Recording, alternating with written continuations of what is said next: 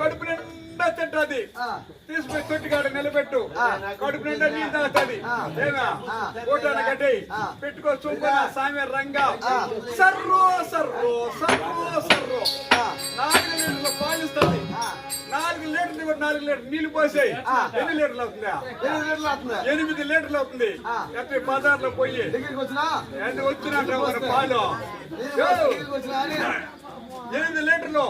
1 litre 50 8 లీటర్కి ఎంత అవుతుందా? పంపలో 200 మారాయి. మన ఖర్చు 200 అంత వస్తుంది.